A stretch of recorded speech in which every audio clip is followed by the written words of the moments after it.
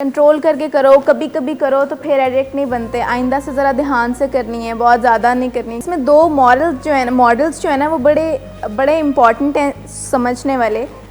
एक का नाम है वेट मॉरल मॉडल, जिसमें वो विल पावर पर बहुत ज़्यादा बात होती है, मोटिवेशन को बहुत ज़्यादा समझा जाता है, तरजीह दी जाती है। आपने बड़ी ऐसी बातें सुनी होंगी कि नशे का इलाज हो सकता है अगर कोई बड़ा मोटिवेटेड हो, अगर विल पावर बहुत ज़्यादा हो तो आप छोड़ सकते हैं।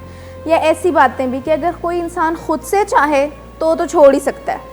सुनिए ऐसी बातें, बड़ी कॉमन सी बात। जब तक अंदर से आवाज़ नहीं आएगी तब तक कोई चेंज नहीं आएगा। ये बातें बिल्कुल गलत हैं, ये बातें मिथ्स हैं, यानी ये ऐसी बातें जिसमें कोई हकीकत नहीं है।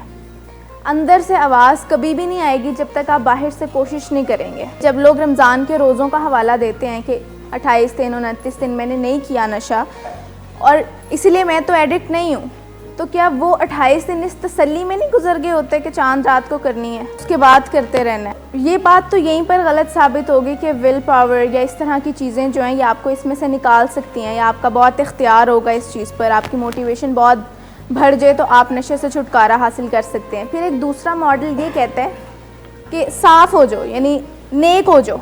नेक हो जाते हैं तो ये बीमारियाँ भी ठीक हो जाती हैं। अक्सर फैमिलीज़ का भी ये ख्याल कहीं ना कहीं होता है कि जितना मज़हब से करीब होते जाओगे ना उतना इस तरह की बीमारी दूर होती जाएगी। बीमारियों का इलाज होता है या बीमारियों पे हम टोटके आजमाते हैं? इलाज होता है ना, तो फिर पहले ये डिज़ीज़ कॉन्सेप्ट क्लियर करने की ज़रूरत होती है कि ये एक बीमारी है।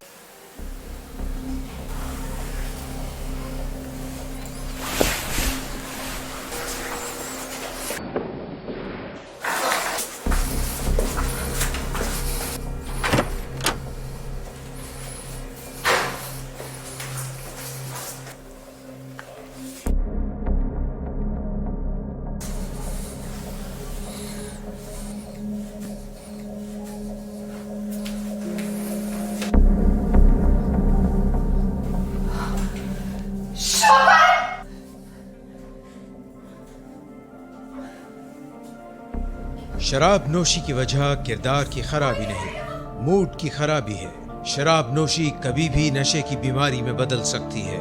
नशे की बीमारी हर स्टेज पर काबिल इलाज है। मदद हासिल कीजिए, क्योंकि वो ऐसा नहीं करेगा। विलिंग वेज से मदद हासिल कीजिए, कहीं से भी मदद हासिल कीजिए, लेकिन फौरी मदद हासिल कीजिए। जिस मुआवजे के इंतजार में आपने बहुत देर कर दी, अब वो दस्तक दे रहा है। मदद हासिल कीजिए, मदद हासिल कीजिए, मदद हासिल कीजिए।